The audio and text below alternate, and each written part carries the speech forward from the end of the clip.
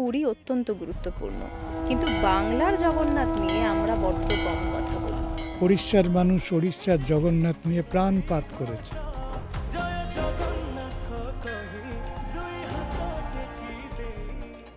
বাংলার জগন্নাথ নিয়ে বাংলার লোক সেইভাবে কাজ করেনি, কিন্তু যে জায়গায় জগন্নাথ স্পিরিচুয়াল ট্রুথ, সেটা রিয়েলাইজেশনের বিষয়।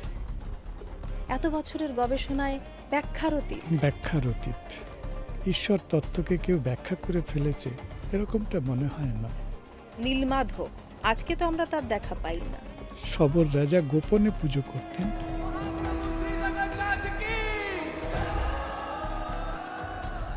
তাহলে এই রূপটা কিভাবে এলো? বিশ্বকর্মা কত কারিগর তা জগন্নাথে দেখা গেছে। কনসেপ্টটা দুই ভাই এক বোন, এটার কি তাৎপর্য? ওরে বাবা,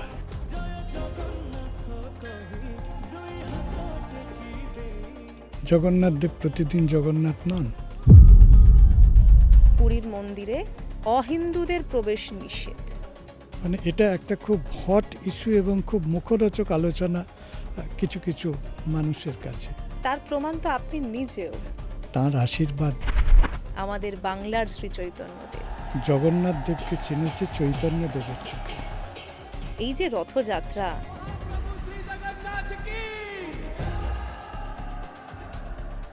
আত্মা হচ্ছে রথী, শরীর হচ্ছে রথ।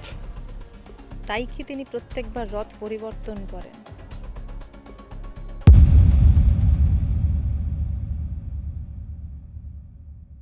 সঙ্গে সঙ্গীতায় আপনাদের সঙ্গে আমি সঙ্গীতা।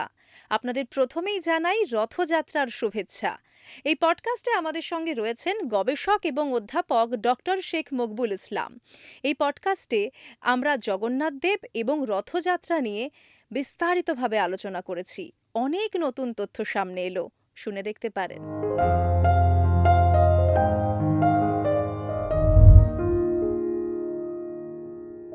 সঙ্গে সঙ্গীতায় আপনাকে স্বাগত। নমস্কার। আগামীকাল রথযাত্রা, আর এই পুণ্য লগ্নে আমরা আপনাকে পেয়ে গেছি। কেমন আছেন বলুন? সুন্দর আছি। জগন্নাথ দেবকে নিয়ে আলোচনা করতে গেলে প্রথমেই জানতে হবে, এই যে এত বছরের আপনার গবেষণা, তাতে জগন্নাথ দেবকে আপনি কিভাবে ব্যাখ্যা করবেন? দুটি শব্দ বলবো, ব্যাখ্যার অতীত। এত বছরের গবেষণায় ব্যাখ্যার অতীত। আমরা জগন্নাথ দেব সম্পর্কে নানান রকম তথ্য, নানান রকম এই শাস্ত্রে এই, ওই শাস্ত্রে এই সমস্ত ইনফরমেশনের পার্ট প্রচুর পাই, কিন্তু যে জায়গায় জগন্নাথ স্পিরিচুয়াল ট্রুথ, সেটা রিয়েলাইজেশনের বিষয়। আমরা রিয়েলাইজেশনকে হয়তো নানাভাবে প্রকাশ করতে পারি, ঈশ্বর তত্ত্বকে কেউ ব্যাখ্যা করে ফেলেছে এরকমটা মনে হয় নয়। আমাদের যে উপনিষদগুলো আছে সেখানে বরাবরই বলা হচ্ছে যে তিনি ব্যাখ্যার অতীত, একেবারেই ব্যাখ্যার অতীত। শুধু মাঝে মাঝে ফিল করা যায় তার ব্লেসিং, তার কৃপা, তার অনুকম্পা। এটা মনে হয় জীবনে একটা কিছু ঘটলে মনে হয় তিনি কৃপা করলেন, সেইটা হয়। কিন্তু একেবারে এক্সপ্লেন করে কোনো রহস্য ভেদ করে ফেলা, এইটা হয় না। আমাদের বাঙালিদের কাছে পুরী অত্যন্ত গুরুত্বপূর্ণ, কিন্তু বাংলার জগন্নাথ নিয়ে আমরা বড্ড কম কথা বলি। একদম। আমরা কথা বলা শুরু করেছি অনেক পরে কথা বলা শুরু করেছি।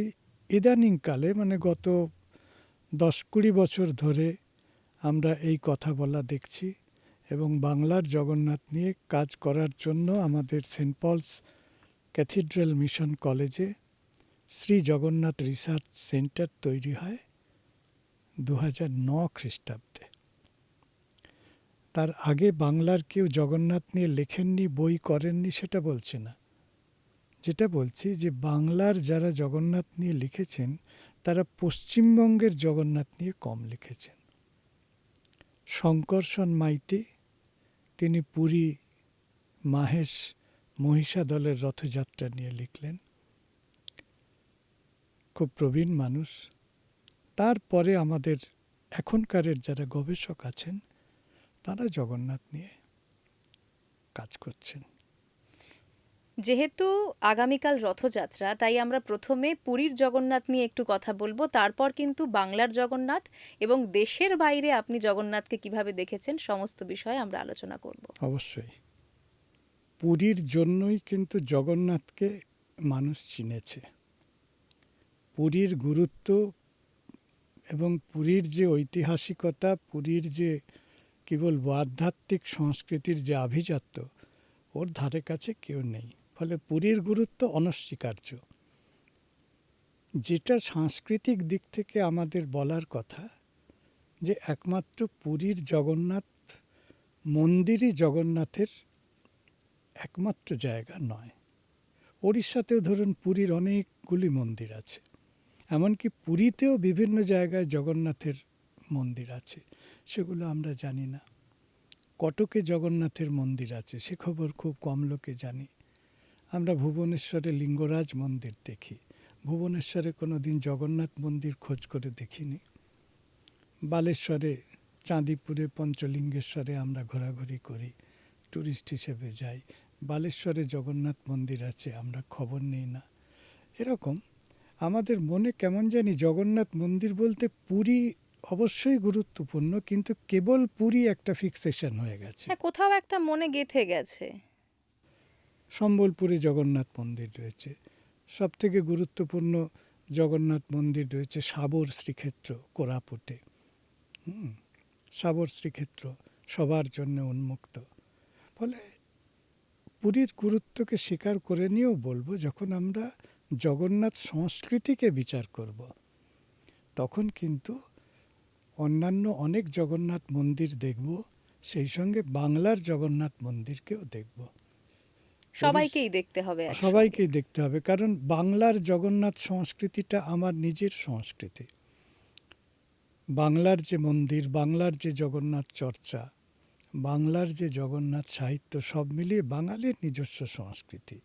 ওড়িশাতে জগন্নাথকে কেন্দ্র করে ওড়িয়া সাহিত্য, তার একটা সংস্কৃতি বলয় তৈরি হয়েছে, সেটা ওড়িয়ার। অসমে তৈরি হয়েছে, সেটা অসমিয়ার।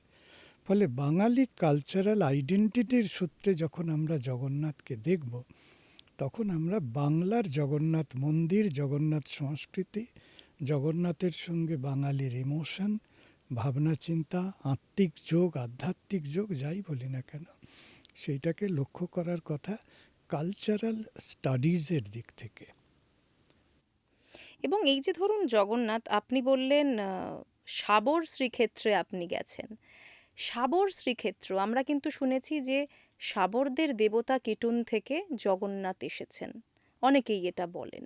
তার মানে সাবর শ্রীক্ষেত্রের একটা অত্যন্ত গুরুত্ব রয়েছে। অবশ্যই কিটুং এর কথা আমাদের সুশীল মুখোপাধ্যায়ের বইতে আমরা পাই। কিটুং, জগন্নাথ কিটুং, রাম্য বিম্ম সীতা বই, এই নাম।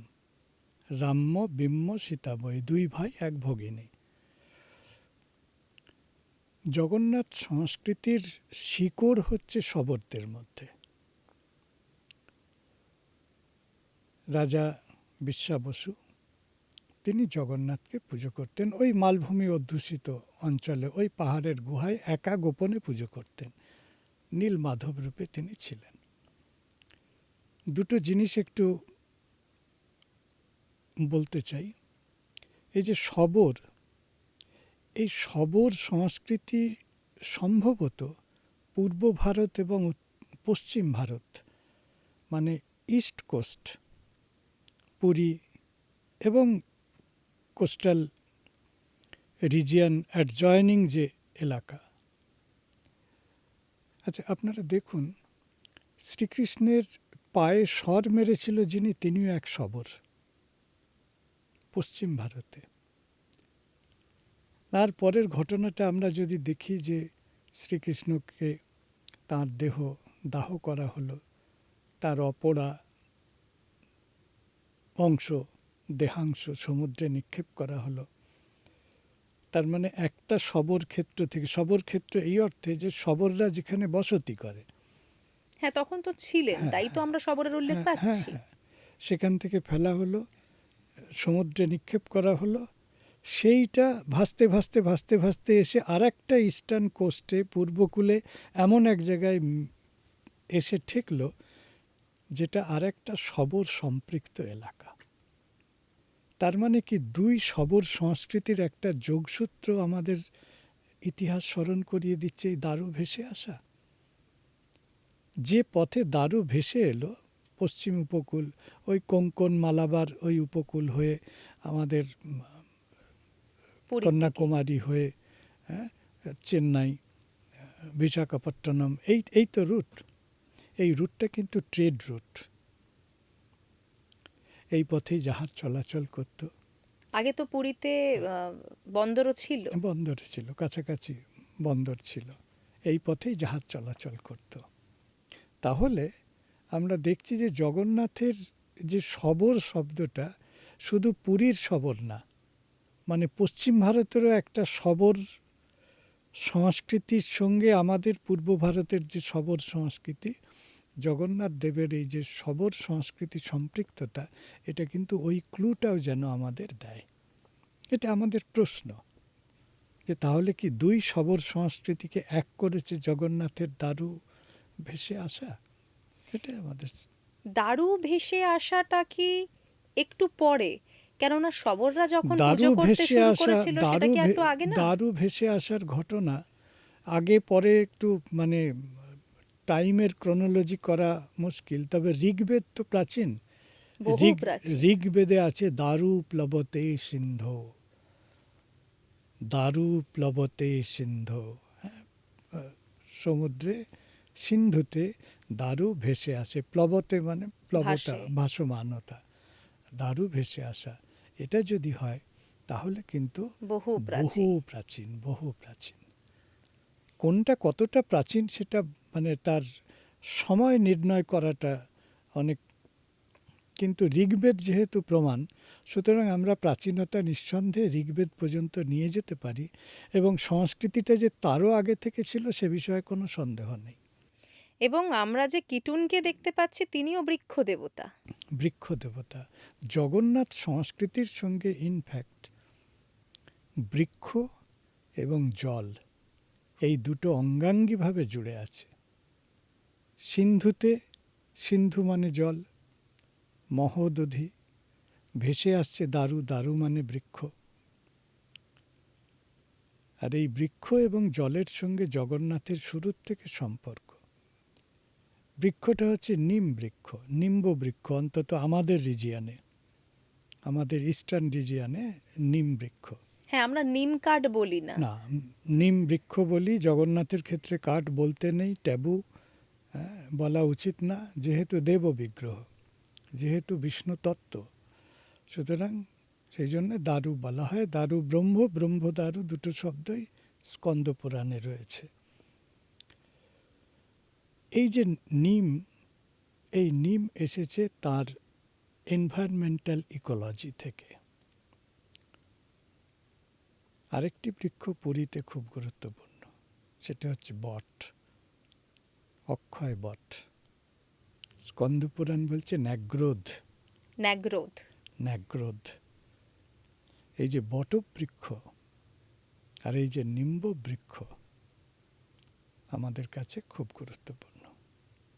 এবং সেখানেই আমরা দেখছি যে দারু ব্রহ্ম। দারু ব্রহ্ম। এবারে শুধু বৃক্ষেই শেষ করা হয়নি। স্কন্দ পুরাণ বলছে বৃক্ষে চৈতন্য অধিষ্ঠিত।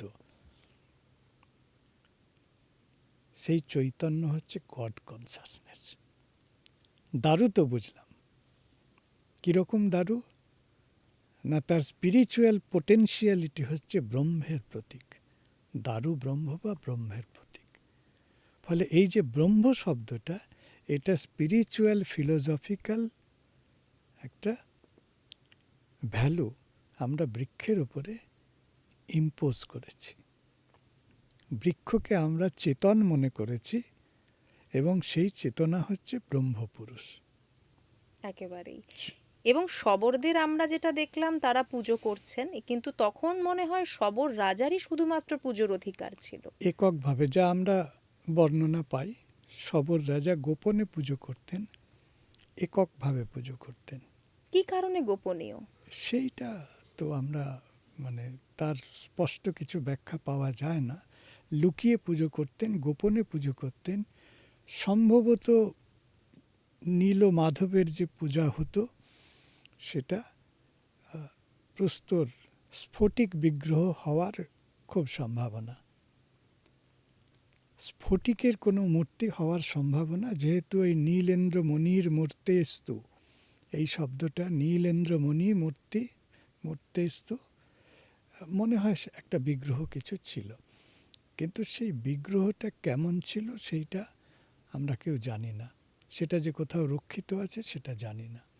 সেই বিগ্রহ পুরীর রাজা ইন্দ্রদ্যুম্ন, যিনি মাধব প্রেমে কৃষ্ণ প্রেমে ব্যাকুল, তিনি সেই বিগ্রহকে নিয়ে এলেন পুরীতে। পুরীতে এসে নীলাচলের যে পাহাড়, হ্যাঁ, সেই পাহাড়ের গুহায় রেখেছিলেন। নীলাচল গুহাবাসং, এই গুহাবাসং শব্দটা থেকে আমরা অনুমান করি যে প্রথমে তিনি গুহায় ছিলেন, পরে মন্দির নির্মিত হয়েছে। কিন্তু সেই নীলমাধব, আজকে তো আমরা তার দেখা পাই না। আজকে যে নীলমাধবকে আমরা দেখি বিভিন্ন জায়গায়, নীলমাধবের যে বিগ্রহ আছে, সেটা শ্রীজগন্নাথকে চোখে দেখা যে রূপ, সেই রূপে নীল বর্ণ, হ্যাঁ, নীল বর্ণের অঙ্গরাগ করে নীলমাধব বোঝানো হয়। কিন্তু নীলমাধব এই রকম দেখতে ছিল কিনা, অন্তত সবররাজ পূজিত নীলমাধব এই রকম দেখতে ছিল কিনা, সেটা আমরা নিশ্চিত করে বলতে পারি না। আমার অন্তত জানা নেই। এবং তারপরে যখন আমরা জগন্নাথকে দেখলাম, প্রথম জগন্নাথের এই রূপকে দেখলাম, আপনি যেটা বলছেন যে আগে নীলমাধবের যা রূপ ছিল আর বর্তমানে জগন্নাথ দেবের যা রূপ, তার মধ্যে পার্থক্য থাকার কথা। তাহলে এই রূপটা কিভাবে এলো? এই রূপটা তৈরি করেছেন বিশ্বকর্মা। অনন্ত মহারানা এই নাম ধারণ করে তিনি বৃদ্ধের বেশে এসে বললেন, আমি জগন্নাথ দেবের বিগ্রহ তৈরি করব। দারু ভেসে এলো। তারপরে তিনি বললেন যে আমাকে একটা ঘর দাও, আমাকে আমার খাবার দাবার দিয়ে দাও, আমি ভিতরে বসে কাজ করব। বাইরে থেকে দরজা, ভিতর থেকে আমি দরজা এমনি বন্ধ করে রাখবো, কিন্তু খিল ছিটকিনি থাকবে না, কেউ তোমরা দরজা খুলবে না। এবার ভিতরে তিনি টুকটাক খুটখাট একদিন দুদিন কাজ করছেন, ভিতর থেকে কিছু কাজ করার শব্দ পাওয়া যাচ্ছে। তারপরে আস্তে আস্তে দেখা গেল সব নিস্তব্ধ। রানী খুব ব্যাকুল হয়ে বললেন যে কি হলো, একটু দেখো। বয়স্ক মানুষ, কোনো সাড়া শব্দ নেই, আমি খুব উদ্বিগ্ন হচ্ছি। তাঁর আদেশে ওই ঘরের দরজা খুলে ফেলা হয়। তখন দেখা গেল যে জগন্নাথ দেবের ওই রকম অসমাপ্ত বিগ্রহ, অর্ধ সমাপ্ত বিগ্রহ, বিমূর্ত একটা রূপ তৈরি হয়েছে। এবার এটাকে যদি আমরা ভাবি যে এটা বিশ্বকর্মার তৈরি, বাংলায় একটা খুব সুন্দর প্রবাদ আছে জানেন, যে বিশ্বকর্মা কত কারিগর তা জগন্নাথে দেখা গেছে। এত বড় কারিগর এরকম একটা অসমাপ্ত বিগ্রহ তৈরি করেছে, এরকম একটা বিশ্বকর্মার প্রবল সমালোচনামূলক প্রবাদ বাংলা সাহিত্যে রয়েছে। তো বিষয়টা হচ্ছে মানে যেটা আমরা শাস্ত্রগতভাবে বলি যে ভগবানের বিগ্রহ তিনি নিজেই নিজেকে সৃষ্টি করেন। এই রূপেই তিনি দেখা দিতে এই চেয়েছেন। রূপেই তিনি দেখা দিতে চেয়েছিলেন। দেখুন, তিনি মানুষ লীলা করতে চেয়েছেন, কিন্তু মানুষের রূপ নিয়ে লীলা করেননি। তিনি দারু রূপে, বিমূর্ত রূপে নরলীলা করতে চেয়েছেন। কিন্তু এই কনসেপ্টটা দুই ভাই এক বোন, এটার কি তাৎপর্য? ওরে বাবা, এটার তো খুবই খুবই গুরুত্বপূর্ণ তাৎপর্য। এটা যে এই যে কিনশিপ বন্ড, পারিবারিক বাঁধনী, এটার একটা বিষয়। এবং বোন সে ভাই পরিবৃত, দুই ভাই দ্বারা সুরক্ষিত। এটা একটা দর্শনও বটে, খুব বিরাট দর্শনও বটে। আর ভাই বোন যদি আমরা বাদ দিই, তাহলে তিনজনে তিনটি তত্ত্ব, শ্রী জগন্নাথ বিষ্ণু তত্ত্ব, বলরাম শিব তত্ত্ব, আর সুভদ্রা, তিনি ভগিনী সুভদ্রা, তিনি শক্তি তত্ত্ব। এবং জগন্নাথ দেবের ক্ষেত্রে আমরা আরেকটা বিষয় দেখতে পাই, বুদ্ধিজমের ক্ষেত্রে বা জৈনিজমের ক্ষেত্রেও কিন্তু জগন্নাথ দেবের অত্যন্ত গুরুত্ব রয়েছে। এটা কেন? পুরীতে জগন্নাথ সংস্কৃতির প্রভাব প্রতিপত্তির আগে পুরী কী ছিল, তার কালচারাল প্রোফাইল যদি আমরা লক্ষ্য করি, তাহলে পুরী শাক্তক্ষেত্র, বিমলা ক্ষেত্র। বিমলা ক্ষেত্র। পুরীর মধ্যে অষ্টচণ্ডী আছেন, অষ্টশিব আছেন, আর শাক্ত শৈব ছাড়া জৈন সংস্কৃতি এবং বৌদ্ধ সংস্কৃতি, তারও প্রভাব ছিল। এই জন্য আমরা দেখি, আমরা জয়দেবের গীতগোবিন্দে পাচ্ছি যে কেশব তিনি বুদ্ধ শরীর ধারণ করেছেন। কেশব ধৃত বুদ্ধ শরীর, জয় জগদীশ হরে, বুদ্ধ শরীর ধারণ করেছেন। পরবর্তীকালে বুদ্ধকে সনাতন সংস্কৃতির পরিবৃত্তে গ্রহণ করা হয়েছে, অবতার হিসেবে আমরা মেনে নিয়েছি। অবতার হিসেবে আমরা মেনে নিয়েছি। ফলে জগন্নাথকে বুদ্ধ হিসেবে কোথাও দেখা যায়। এবং জৈনিজমে কি ঋষভনাথ বলা হচ্ছে ওনাকে? ওনাকে মানে সংস্কৃত মন্ত্র যেটা আছে সেটাতে বলা হচ্ছে জৈন সিদ্ধান্ত মূর্তি, বৌদ্ধানাং বৌদ্ধ সাক্ষাৎ জৈন সিদ্ধান্ত মূর্তি, জিন মূর্তি। জৈনের যে সিদ্ধান্ত, মানে আধ্যাত্মিক সিদ্ধান্ত, তার মূর্তিমান রূপ হচ্ছে শ্রী জগন্নাথ। জগন্নাথ সংস্কৃতি আসলে ওই সময়কার সবকটি প্রিডমিনেটিং যে রিলিজিয়াস কালচার, তার একটা সমাপতন ক্ষেত্র।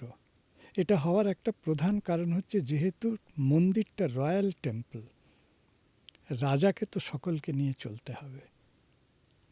এই জন্য সকলের একটা সমন্বয় আমরা পাচ্ছি সংস্কৃতির মধ্যে। বিশেষ করে শাক্ত, শৈব, বৈষ্ণব, ব্রাহ্মণিকাল, বৈদিক, তান্ত্রিক এবং শবর, এতগুলো রিচুয়াল, এতগুলো পদ্ধতিতে জগন্নাথ দেবের, এর মধ্যে বহু পন্থায় জগন্নাথ দেবের পুজো আর্চা হয়। তার মানে আপনি যেটা বলছিলেন, আমরা অফ ক্যামেরা যখন কথা বলছিলাম, যে জগন্নাথ দেব প্রতিদিন জগন্নাথ দেব শুধু না নন। না, জগন্নাথ দেব প্রতিদিন জগন্নাথ নন। তিনি স্নান বেদিতে গণেশ, রথে তিনি সূর্যনারায়ণ, অষ্টমীর দিনে তিনি দুর্গা, কেমন? এবং জগন্নাথের যে ৩২ বেশ আছে, কোনো দিন তিনি নাগার্জুন, কোনো দিন পরশুরাম বেশ, কোনো দিন শ্রদ্ধা বেশ, কোনো দিন রঘুনাথ বেশ, কখনো নৃসিংহ বেশ, নানান রকম রূপে তিনি অবস্থান করেন। আমরা যেরকম ভগবদ্ গীতায় শ্রীকৃষ্ণের বিশ্বরূপ দর্শন করেছি, হ্যাঁ, শতশো অথ সহস্রশ পশ্যমে পার্থ রূপাণি শতশো অথ সহস্রশ নানাবিধানি দিব্যানি নানা বর্ণাকৃতিনি চ।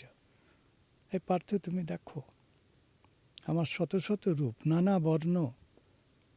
আধুনিক কালের কবিরা লিখেছেন নানা ভাষা, নানা মত, নানা পরিধান, হ্যাঁ, বিবিধের মাঝে দেখো বিবিধের মিলন মাঝে মহান। দেখো মিলন মহান। ওখানে বলছে বিবিধের মাঝে তুমি আমাকে দেখো, পশ্য মে পার্থ তুমি বিবিধকে দেখো না, বিবিধের মধ্যে আমাকে দেখো।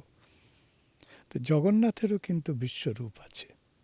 আমরা উড়িষ্যার জগন্নাথ, মেদিনীপুরের জগন্নাথ, মাহেশের জগন্নাথ, ত্রিপুরার জগন্নাথ, মণিপুরের জগন্নাথ, কেমন? আমরা যদি এই জগন্নাথের রূপগুলোকে দেখি তাহলে তার বহু ভ্যারিয়েশন রয়েছে। জগন্নাথেরও বহু রূপ রয়েছে, বহু রূপ একই জগন্নাথ। কোনোটা কৃষ্ণের মতো মুখ, কোনোটা কৃষ্ণের মতো চোখ, হ্যাঁ, কোনোটা চৈতন্যদেবের মতো ঊর্ধ্ববাহু জগন্নাথ। এরকম তার আইকনোগ্রাফিক ভ্যারিয়েশন বহু রয়েছে। আমরা আমাদের কলেজের শ্রী জগন্নাথ রিসার্চ সেন্টারের গবেষণায় এরকম জগন্নাথের বহু রূপ ডকুমেন্ট করেছি। চতুর্ভুজ জগন্নাথ আছে। এটা নিয়ে আমরা পুরো ডিটেলে জানবো আপনার কাছে, কেননা আপনি দেশ বিদেশে বিভিন্ন জায়গায় জগন্নাথ দেবকে নিয়ে রিসার্চ করেছেন। আমরা প্রথমে খানিকটা পুরী সম্বন্ধে জেনে নিই, তারপর আমরা পুরোটা ডিটেলে ওই দিকটায় জানবো। তো যে কথা হচ্ছিল যে জগন্নাথ দেব ৩৬৫ দিনই জগন্নাথ নন।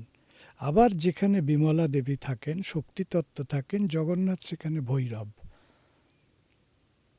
কেমন? ফলে জগন্নাথ দেব নামক একটি বিগ্রহ, তার কগনিটিভ যে পোটেনশিয়ালিটি, সেইটা আবার এক এক সময় এক এক রকম, এক এক সময় তিনি এক এক রূপে থাকেন। এবং তাকে যে যেভাবে দেখতে চায় সে সেভাবেই দেখতে পারে। হয়তো প্রত্যেকের জন্য আছেন তিনি। ইয়ে যথা মাম প্রপদ্যন্তে তাংস তথৈব ভজাম্যহম। যে আমাকে যেভাবে বাসনা করে, কামনা করে, আমি সেইভাবেই তার কাছে ধরা দিই। জগন্নাথ দেবতাই ভক্তের ভগবান, ভক্তের ভগবান। আমরা শবরদের নিয়ে কথা বলছিলাম। আমরা সাধারণত দেখতে পাই যে মন্দিরগুলোতে পুজোর অধিকার থাকে ব্রাহ্মণদের, কিন্তু পুরীর মন্দিরে আমরা দৈতাপতিদেরও দেখতে পাই। এই কনসেপ্টটা যদি আমাদের একটু বুঝিয়ে বলেন। পুরীর মন্দিরে জগন্নাথ দেবের সেবা কাজে অনেকের যোগদান আছে, অনেক রকমভাবে যোগদান আছে। দেখুন, ঈশ্বরকে বৈষ্ণব মতে ঈশ্বরকে ডাকা, ঈশ্বরকে সেবার অধিকার সবার, প্রত্যেকের সেবার অধিকার। এবারে প্রাতিষ্ঠানিকভাবে যখন টেম্পল, তার অ্যাডমিনিস্ট্রেশন, তার ইনস্টিটিউশনাল ফর্ম যখন থাকে, তখন সেখানে আমরা বিশেষ করে ব্রাহ্মণদের দেখি। কেমন? জগন্নাথের সেবা পূজার অধিকার সবররাও লাভ করেছে, সেবার অধিকার বিশেষ করে এই সময়টা যখন রথযাত্রার আগে, যখন তিনি অনবসরে আছেন, এই সময় যে তার চিকিৎসা, তার শুশ্রূষা, তিনি তো জ্বরে আছেন, এই জ্বর তার ছাড়ল বলে, রথযাত্রা আসার আগে তার জ্বর ছেড়ে যাবে, এই সময় তার যে চিকিৎসার ভার, সেবার ভার, সবটাই শবরদের হাতে। একটা বিরাট রোল প্লে করে। এটা সমাজতাত্ত্বিক দিক থেকে খুব গুরুত্বপূর্ণ এই কারণে, আমরা ইতিহাসে একটা কথা পড়েছি যে এদেশে অনার্যরা ছিল, আর্যরা এলো, আর্য অনার্যের সংঘাত হলো, অনার্যরা সব পিছিয়ে গেল, আর্যদেরই জয় জয়কার হলো। এই যে প্রথাগত একটা স্টিরিওটাইপ, সরলীকৃত একটা সমীকরণ, এইটা মিথ্যা প্রমাণিত হয় জগন্নাথ সংস্কৃতিতে। কারণ সেখানে ব্রাহ্মণিকাল, বৈদিক এবং শবর সংস্কৃতির একটা সহাবস্থান আমরা লক্ষ্য করতে পারি। দেখুন, সংঘাতটাই শেষ কথা নয়, সমন্বয়টাও একটা কথা, সেটাই বড় কথা। ওয়েস্টার্ন হিস্ট্রি সে সবটাকেই সংঘাত দিয়ে ব্যাখ্যা করার চেষ্টা করে, কনফ্লিক্ট দিয়ে ব্যাখ্যা করার চেষ্টা করে। হ্যাঁ, কনফ্লিক্ট। কিন্তু কোঅপারেশনে যে একটা বিরাট বড় জায়গা হতে পারে, সেটার প্রমাণ আমরা জগন্নাথ সংস্কৃতিতে পাই। কোঅপারেশন মানে আধুনিক ভাষায় যদি বলি, ক্লাস কনফ্লিক্ট নয়, ক্লাস কোঅপারেশন। এবং ক্লাস কোঅপারেশনের ভিতর দিয়ে একটা টেম্পলের অ্যাডমিনিস্ট্রেশন, শবরদের সেবা পুজো তো আজকে 900-950 বছর ধরে চলছে। এটা তো প্রমাণিত সত্য, টাইম টেস্টেড। অন্য কোনো জিনিস তো এই দীর্ঘ সময় ধরে টাইম টেস্টেড নয়, সময়ের দ্বারা পরীক্ষিত নয়। এইটাই। আমরা দেখি যে বলা হয় পুরীর মন্দিরে অহিন্দুদের প্রবেশ নিষেধ। এটা নিয়ে প্রচুর কথা হয়, কিন্তু এটা নিয়ে কিন্তু কম কথা হয় যে সবাই মিলে ওখানে কাজ করছেন একসঙ্গে। পুরীতে যেটা লেখা আছে, কেবলমাত্র নৈষ্ঠিক হিন্দুরাই প্রবেশ করতে পারবে। কে পারবে মানে কারা নিষেধ এ কথা কিন্তু লেখা নেই। এটা কারা লিখেছে? এটা ব্রিটিশ আমলে তারা লিখেছিল, বোর্ডটা তারা লাগিয়েছিল 1928, 29, 30 এই রকম। আমার যতটা মনে পড়ছে এই রকম সময় ব্রিটিশ অ্যাডমিনিস্ট্রেশন তারা এই বোর্ডটা লাগিয়েছিল। কিন্তু বিষয়টাকে এখন আমরা হিন্দু অহিন্দু এরকম একটা ডাইকোটমিতে ভাগ করে ফেলেছি। দেখুন, জগন্নাথ সংস্কৃতির আরেকটা দিক আমি মানে এটা একটা খুব হট ইস্যু এবং খুব মুখরোচক আলোচনা কিছু কিছু মানুষের কাছে। আমি একদম অন্য একটা দিক আপনাদের বলি।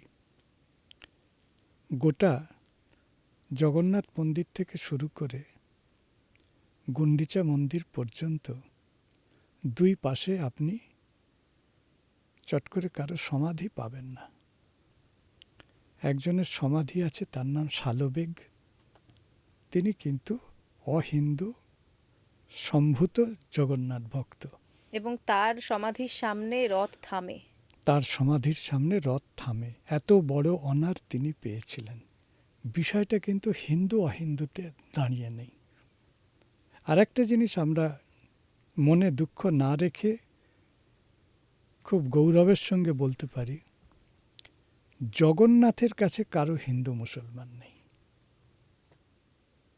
আমি যখন জগন্নাথের কাছে, তিনি যখন বাইরে আসেন, রথে বিরাজ করেন, তাকে যখন দেখি আমার কোনো ধর্ম পরিচয় থাকে না। আপনি যখন দেখেন আপনারও কোনো ধর্ম পরিচয় থাকে না। এটা আমরা ভুলে যাই। কারণ আত্মা, জীবাত্মা পরমাত্মার বিগ্রহকে দেখছে। কোটি কোটি ভক্তরা তাই, কেউ নিজের ধর্ম মনে রাখি না। সিস্টেমের কাছে তার কোনো গুরুত্ব থাকতে পারে, ভগবানের কাছে নেই। মদ ভক্তা যত্র গায়ন্তি তত্র তিষ্ঠামি নারদ। আপনি গাইলেও আপনার হৃদয়ে জগন্নাথ, আমি গাইলেও আমার হৃদয়ে জগন্নাথ। তার কাছে কিন্তু কোনো পরিচয়, আলাদা কোনো পরিচয় নেই। হ্যাঁ, ভগবানের কাছে তার ভক্তের তো কোনো ভেদাভেদ থাকবে না, যে তাকে ভালোবাসবে তিনি তার। বেশ, তাহলে আমার যদি ভগবানের সঙ্গে আমার সম্পর্ক হয়, তাহলে কে আপনার সম্পর্কে আমার সম্পর্কে কি ভাবলো সেটা তো গৌণ, সেটা নন ইস্যু। সেটা নন ইস্যু। ভগবানকে দেখা যদি কথা হয়, তিনি যখন বেরোবেন, এতদিন বাইরে থাকবেন, তখন মানুষ গিয়ে তাকে দেখবে। আমি যখন মন্দিরে গেছি আমি কিন্তু দেখিনি যে কোথাও পরিচয়পত্র দেখা না হচ্ছে। না, সেটা কেউ দেখে না। সেটা লেখা হয়েছে, সেটা মানে বলা হয়েছে, এটা কেউ ওভাবে দেখে না। আমি যতদূর জানি অনেকে যাদেরকে দেখে আলাদা কোনো ধর্মের মানুষ বলে আইডেন্টিফাই করা যায় না, এরকম বহু মানুষ গিয়ে ঘুরে এসেছে। সেইটা এখন কোনো বড় ইস্যু না। আর দেখুন, সারা পৃথিবীতে অনেকগুলো ধর্মস্থান আছে যেখানে কিন্তু সেই ধর্মের মানুষ ছাড়া আর কাউকে ঢুকতে দেয় না। হ্যাঁ, আছে। আছে। আমরা কেন পুরীকে আলাদা করে এই কথাটা পুরীর সম্পর্কে বারবার বলবো? এটা ইজিলি টার্গেট করা যায় তাই। ইজিলি টার্গেট করা যায়, সহজ টার্গেট করে কেন এইভাবে আমরা একটা সংস্কৃতি সম্পর্কে সবার জন্য উন্মুক্ত রথযাত্রা, কেন আমরা ওই বোর্ডটার দিকে চেয়ে বসে থাকব? লক্ষ লক্ষ কোটি কোটি মানুষের জন্য এইরকম উন্মুক্ত পৃথিবীর আর কোন দেবতা মানুষের জন্য পথে নেমে আসেন? নিজের অল্টার ছেড়ে কে নিচে নেমে আসেন? ভক্তের কাছে চলে আসে। সেটা তো একটা বিরাট বড় পজিটিভ একটা জায়গা। এই সনাতন ধর্মেরই একটা বিরাট বড় উদার ক্ষেত্র। আমরা শুধু ওইটা ধরে বসে থাকবো? আমাদের মনে হয় এই দৃষ্টিভঙ্গিগুলো একটু বদল করে এই দিকটাও ভাবা দরকার। সত্যি তাই। যে অন্য ধর্মের মানুষ বলে না, তার প্রমাণ শালবেগ, তার সামনে রথ থামে, তার সমাধি ওখানে রয়েছে। না, তার প্রমাণ তো আপনি নিজেও। আজকে জগন্নাথ দেব না চাইলে তাকে নিয়ে তো আপনি এত দূর পড়াশোনা করতে পারতেন না, এতটা নিশ্চয়ই রিসার্চ করতে পারতেন না। সেইটা আমি সবসময় মনে করি, দেখুন আমি কৃপাপ্রাপ্ত মানুষ, আমি খুব মানে ব্লেসেড বাই দি অলমাইটি। গবেষণা অনেকে করে, অনেকেই গবেষণা করছে, কিন্তু জগন্নাথের গবেষণা করতে পারাটা তাঁর আশীর্বাদ একটা দরকার। আমার মনে হয় তিনি যতদিন চাইবেন, যতদিন সেই যোগ্যতা আমার থাকবে, তিনি এই কৃপাটুকু আমাকে করবেন, কারণ এটা আনন্দের জায়গা। একেবারেই। আমরা রথের কথায় একটু আসি। নিশ্চয়ই। রথের গুরুত্ব, এই যে রথযাত্রা আপনি একটু আগেই বললেন ভগবান ভক্তের কাছে চলে আসেন, এটার শুরু কবে হলো? এটার শুরু হয়েছে রথযাত্রা, জগন্নাথ মন্দির হওয়ার বেশ কিছুদিন পরে রথযাত্রা শুরু হয়েছে। এবং এই যে যাত্রাটা, এই যাত্রাটা জগন্নাথের লীলার একটা অংশ। জগন্নাথের লীলার একটা অংশ। আমরা লীলা পড়েছি, অনেক রকম লীলা আছে ভগবানের, এরকম যাত্রা তার একটা লীলা। বেশ কিছু যাত্রা আছে, সবাই জানে, একাধিকবারই, মানে নতুন কথা কিছু নয়। চন্দন যাত্রা, রথযাত্রা, স্নানযাত্রা, এসব যাত্রা রয়েছে।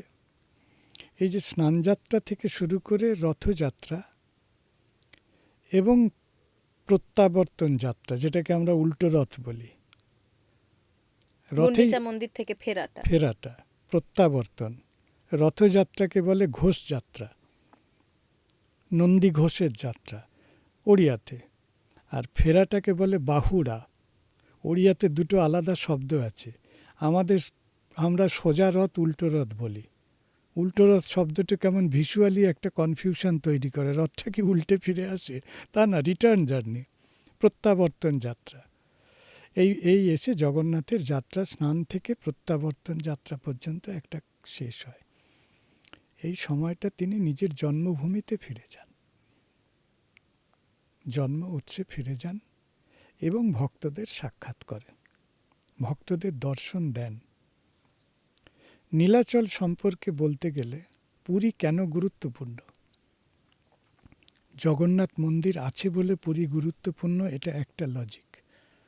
স্কন্দপুরাণ বলছে যে পুরী হচ্ছে নীলাচল ক্ষেত্র, শঙ্খক্ষেত্র হচ্ছে ভগবানের প্রকাশের স্থান।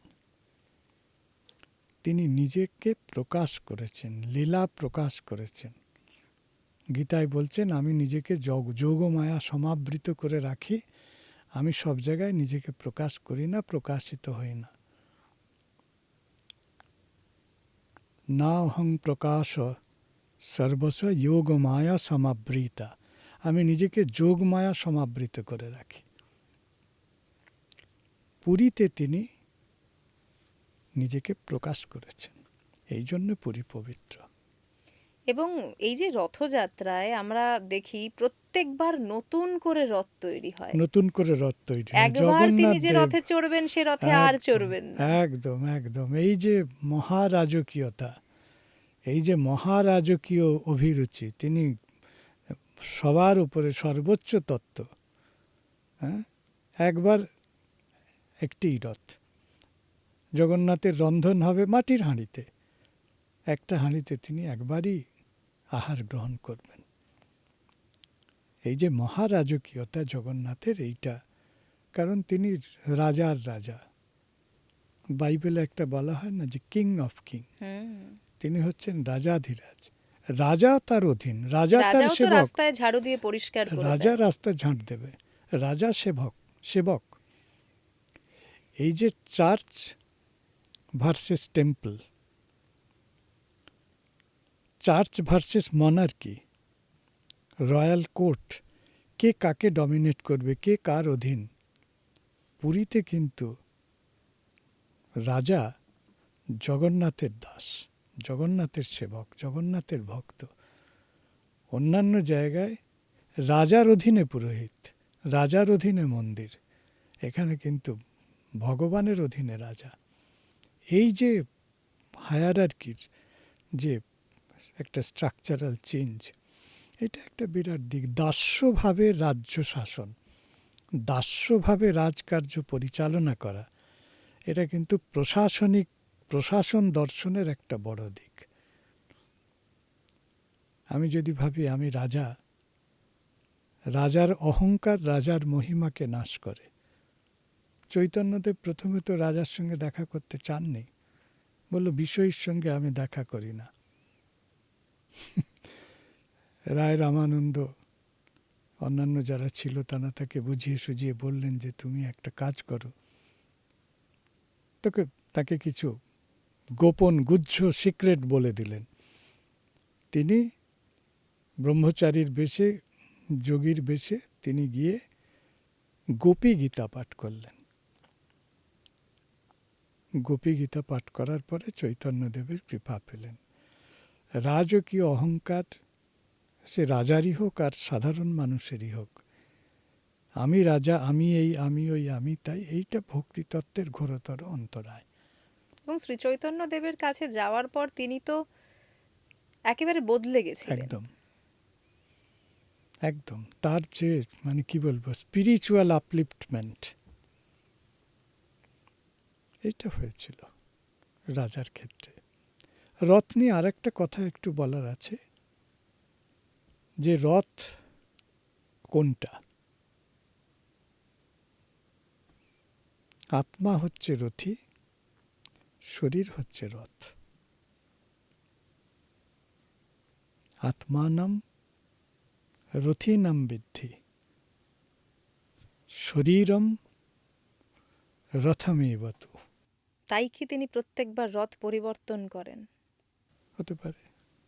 শরীরম রথমেবতু, রথ কোনটা? এবারে প্রশ্ন হচ্ছে রথ কোনটা? শুধু রথকে দেখব না রথী সহ রথকে দেখব? এইটা প্রথম প্রশ্ন। শুধু রথ দেখে চলে এলাম, রথীকে চিনলাম না, তাহলে আমার আধ্যাত্মিক জার্নি কিন্তু সম্পূর্ণ হলো না। রথের সঙ্গে রথীকে দেখতে হবে। রথী আছে বলে রথের গুরুত্ব। এবারে খাঁচাটার গুরুত্ব তো থাকবে না যদি আত্মা না থাকে। এবারে উপলব্ধির ক্ষেত্রে আমরা কি ভাবব? আত্মানাম রথীনাম বিদ্ধি। হ্যাঁ, রথ কোন রথ?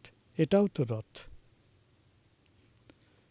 এটাও রথ, দেহরথ। তার মানে আমার এই দেহরথে আত্মা আছে।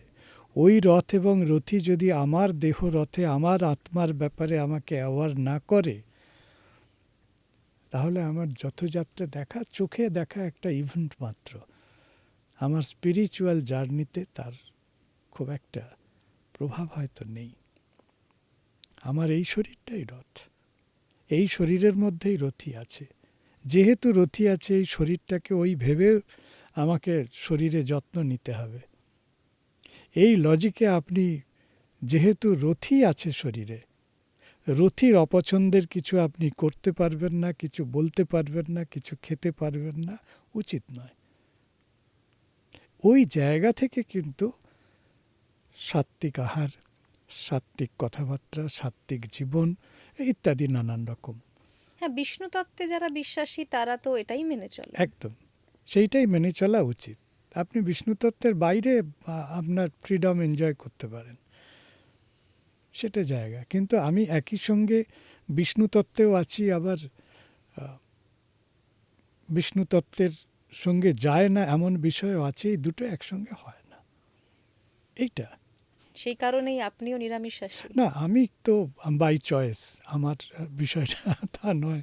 আমার মনে হয় যে যেহেতু এই বিষয়টা এইভাবে দেখি, জীবনযাত্রায় সেটা মেনটেন করা দরকার। এটার সঙ্গে আমি কোনো অন্য কিছুকে রিলেট করতে চাই না, কিন্তু জিনিসটা হচ্ছে যে এটা ঔচিত্যের জায়গায় পড়ে। না, আমরা যখন ইসকনে যাচ্ছি বা আমরা যখন পুরীতে যাচ্ছি, সেখানে যদি আমরা ভোগের দিকে তাকাই তাহলে সাত্ত্বিক আহারকেই গুরুত্ব দেওয়া হয়। অবশ্যই। এবং যারা সেই ধারায় বিশ্বাসী তারা সেটা পালন করবেন, এটাই তো স্বাভাবিক। সেটা স্বাভাবিক, সেটা স্বাভাবিক। কেমন লাগছে আমাদের আলোচনা? যদি ভালো লাগে তাহলে অবশ্যই ভিডিওটি লাইক আর শেয়ার করুন। যদি কোনো মতামত থাকে তাহলে অবশ্যই কমেন্টে জানান। আরে এ কি এখনো সাবস্ক্রাইবই করেননি? তাহলে সাবস্ক্রাইবটা করে নিন আগে। আগামীকালই রথযাত্রা আর আজকে আমরা বসে রথ নিয়ে আলোচনা করছি। এই যে পুরী, জগন্নাথ দেব, এ সমস্ত কথা বলতে গেলে যেরকম একটু আগেই চলে এলো শ্রীচৈতন্য দেবের কথা, আমাদের বাংলার শ্রীচৈতন্য দেব। তাকে ছাড়া কোথাও না কোথাও এই আলোচনা হয়তো অসম্পূর্ণ। আপনার কি মত এটা নিয়ে? একদম একদম চৈতন্যদেবকে বাদ দিয়ে, কারণ বাংলা বঙ্গভূম জগন্নাথ দেবকে চিনেছে চৈতন্যদেবের চোখে। তিনি ব্যাপক জনপ্রিয়তা শ্রী চৈতন্যদেবের কারণে হয়েছে। তিনি যদি না বলতেন জগন্নাথই শ্রীকৃষ্ণ, তার মুখে যদি আমরা না শুনতাম জগন্নাথই ব্রজেন্দ্র নন্দন, তাহলে আমরা জগন্নাথ দেবকে হয়তো এইভাবে গ্রহণ করতাম কিনা সন্দেহ আছে। চৈতন্যদেবের মুখের বাক্য আমাদের কাছে শাস্ত্রের মতো প্রমাণ। তিনি যা বলেছেন সেটা আমাদের কাছে শাস্ত্র বাক্যের মতো প্রমাণ, উইদিন কোর্ট প্রমাণ। আমরা জগন্নাথকে হৃদয় দিয়ে গ্রহণ করেছি। এবারে দেখুন, চৈতন্যদেবকে পুরীর ভক্তরা বলেছেন সচল জগন্নাথ। সচল জগন্নাথ, ব্রহ্ম, অচল ব্রহ্ম বসে আছেন রত্নবেদিতে অথবা রথে, সচল ব্রহ্ম বড়দাণ্ডের পথে উদ্দণ্ড কীর্তন করছেন, ভাবে বিভোর হচ্ছেন। তার শরীরে অষ্টসাত্ত্বিক ভাবের নানান অভিজ্ঞান ফুটে ফুটে উঠছে। এই যে চৈতন্যদেব, ভগবানের সামনে থেকে ভগবানের ভাবে বিভোর হওয়া যে সম্ভব, এবং সেটা যে কত হায়ার ডিগ্রি পর্যন্ত হতে পারে, সেইটা চৈতন্যদেবকে রথের সামনে কীর্তন এবং নৃত্য করতে দেখে গোটা ভারতবর্ষ জেনেছে। গোটা ভারতবর্ষ বলার কারণ হচ্ছে যে রথযাত্রার সময় গোটা ভারতবর্ষ পুরীতে উজাড় হয়ে পড়ে, সে চৈতন্যদেবের আমল থেকে আজও। ফলে ওই সময়কার চৈতন্যদেব থাকাকালে গোটা ভারতবর্ষ চৈতন্যদেবের আই উইটনেস। তাকে বাদ দিয়ে নয়, তিনি এবং জগন্নাথ অভিন্ন। এটা পরবর্তীকালে বাসুদেব ঘোষ তিনি বলেছেন যে যেই গৌর সেই কৃষ্ণ সেই জগন্নাথ। আমাদের কাছে গৌরাঙ্গ শ্রীকৃষ্ণ এবং জগন্নাথ একীভূত বিগ্রহ। একদিকে তিনি যেমন রাধা কৃষ্ণের মিলিত তনু, আবার নীলাচলে যে চৈতন্যদেব তিনি আবার জগন্নাথের দারু বিগ্রহ, দারু ব্রহ্ম। ইনি গোরা ব্রহ্ম, গৌরাঙ্গ ব্রহ্ম, এবং তিনি রাধা এবং কৃষ্ণের মিলিত রূপ। তিনি রাধা কৃষ্ণের মিলিত রূপ। তার মানে চৈতন্যদেবের মধ্যে আমরা কৃষ্ণকে পেলাম, রাধাকে পেলাম, গৌরাঙ্গকে তো পেলামই, সেই সঙ্গে জগন্নাথ দেবকে পেলাম। এই হচ্ছে আমাদের গৌড়ীয় বৈষ্ণবের কাছে গৌর তত্ত্ব, গৌরাঙ্গ তত্ত্ব। আমরা যদি শ্রীচৈতন্যদেবের আগে চলে যাই, যখন বাংলায় আমরা জগন্নাথের উল্লেখ পাচ্ছি, সেটা ঠিক কীরকম ছিল? লিটারারি রেফারেন্স যদি বলেন, এটা খুব ইন্টারেস্টিং বিষয়। সাহিত্যে চৈতন্যদেবের আগে সাহিত্যে জগন্নাথের উল্লেখ আছে। শ্রীকৃষ্ণ কীর্তন কাব্যে আমরা জগন্নাথের উল্লেখ পাই। সেই জগন্নাথ হরি এবং জগন্নাথ এক। হেন শুভক্ষণে দেব জগন্নাথ হরি, শঙ্খ চক্র গদা আর সারঙ্গ ধারী। শ্রীকৃষ্ণ কীর্তন কাব্যে বড়ুচণ্ডী দাসের লেখা। জগন্নাথ হরি এবং শঙ্খচক্র গদা সারংধারী যিনি, তিনি এবং জগন্নাথ অভিন্ন। চৈতন্যদেবের তখনও জন্ম হয়নি। এরপরে ধরুন ভাগবতের অনুবাদে এবং রামায়ণের অনুবাদে আমরা এই যে অনুবাদে আমরা দেখছি, বিশেষ করে কাশিদাসী মহাভারতে, এই মহাভারতে আমরা অনুবাদের মধ্যে আমরা শ্রী জগন্নাথের কথা পাচ্ছি। যতগুলি মঙ্গল কাব্য আছে, বেশিরভাগ মঙ্গল কাব্যে পুরী যাত্রা, জগন্নাথের কথা, ইন্দ্রদ্যুম্নের কাহিনী কোনো না কোনোভাবে ফুটে উঠেছে। এবারে প্রাকচৈতন্য যুগে আমরা শ্রীকৃষ্ণ কীর্তন পাচ্ছি, ভাগবতের অনুবাদ পাচ্ছি এবং মহাভারতের অনুবাদ পাচ্ছি। মহাভারতের কথা অমৃত সমান, কাশিরাম দাস কহে শুনে পুণ্যবান, এই যে পয়ার ছন্দে এখানে জগন্নাথের কথা আমরা পাচ্ছি। ফলে প্রাকচৈতন্য যুগেই জগন্নাথ এবং কৃষ্ণ এই ভাবনাটার উল্লেখ কিন্তু লিটারারি রেকর্ডে রয়েছে। সেটা মানুষের হৃদয়ে বসিয়েছেন চৈতন্য মহাপ্রভু। তার মানে কনসেপ্টটা ছিল, কনসেপ্টটার গ্রহণযোগ্যতা তৈরি হয়েছে চৈতন্য মহাপ্রভু বলার পরে। এরপরে আমরা পরচৈতন্য যুগের উত্তর চৈতন্য কালের লিটারেচার পাচ্ছি, মঙ্গল কাব্য পাচ্ছি। সেখানে মঙ্গল কাব্যগুলোতে জগন্নাথের কথা পাচ্ছি, অনেক চৈতন্য জীবনী কাব্যগুলোতে জগন্নাথ দেবের কথা পাচ্ছি। বাংলাতে জগন্নাথ সাহিত্য লেখা হয়েছে, মানে ওগুলো কি অন্যান্য সাহিত্যে জগন্নাথ দেবের প্রসঙ্গ, কিন্তু জগন্নাথকে কেন্দ্র করে জগৎ মঙ্গল, জগন্নাথ মঙ্গল কাব্য লেখা হয়েছে। একদম পিওর জগন্নাথ লিটারেচার। এটা সম্বন্ধে তো খুব বেশি শোনা যায় না, খুব বেশি আলোচনা আমরা শোনা যায় না। খুব সংক্ষেপে আমি একটুখানি বলবো, কিন্তু তার আগে আমি একটু স্পষ্ট ছবিটা একটু তুলে ধরতে চাইছি যে আমাদের সাহিত্যের ক্ষেত্রে জগন্নাথ দেবকে কেন্দ্র করে কি কি রয়েছে। জগন্নাথ বিষয়ক নানান রকমের বইয়ের বাংলা অনুবাদ হয়েছে, বাংলা থেকে ওড়িয়া, ওড়িয়া থেকে বাংলা। এটা ধরুন গত 100-150 বছরের মধ্যে। কেমন এই যে বাংলা ওড়িয়া অনুবাদ, তার মধ্যে খুব উল্লেখযোগ্য কাজের অনুবাদ আমরা পাই। জগন্নাথ বিষয়ক যে পুরাতন বইগুলো আছে, যেগুলো ধরুন 1800 থেকে 1900-এর মধ্যে, 1905, 10, 20-র মধ্যে হয়েছে, সেই বইগুলো আবার কিন্তু নতুন করে প্রিন্ট হচ্ছে, রিপ্রিন্ট হচ্ছে। মানে এটা জগন্নাথ লিটারেচারের একটা খুব উল্লেখযোগ্য দিক।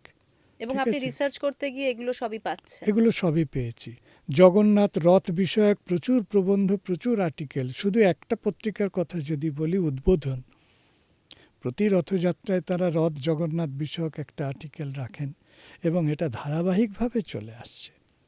ফলে জগন্নাথকে কেন্দ্র করে যে বিভিন্ন প্রবন্ধ লেখা, বিভিন্ন ফিচার জাতীয় কিছু লেখা, সেই বিষয়গুলো, পুরী দর্শন, পুরী ভ্রমণ, পুরীতে দেখে এলাম, এই দেখলাম, পুরীর কথা, ইত্যাদি ইত্যাদি, ওড়িশা প্রসঙ্গ, নানান রকম লিটারেচার পরবর্তীকালে আমরা পেলাম, যেটাতে আমরা গৌরব বোধ করব।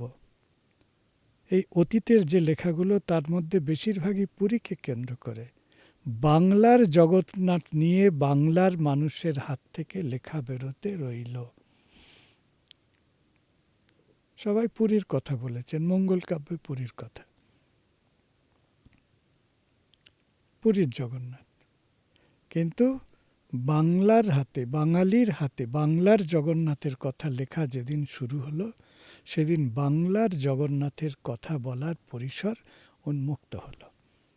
মানে আমরা বাংলার জগন্নাথকে ঠিক কিভাবে দেখতে পাই? তিনি কি রূপে আছেন বাংলায়?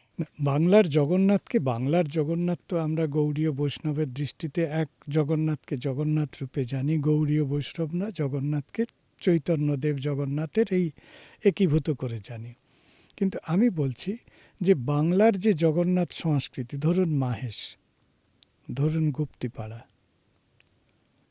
ধরুন রানাঘাট, ধরুন শবরডাঙ্গা, মায়াপুর, এরকম বাংলার বহু প্রাচীন রথ আছে।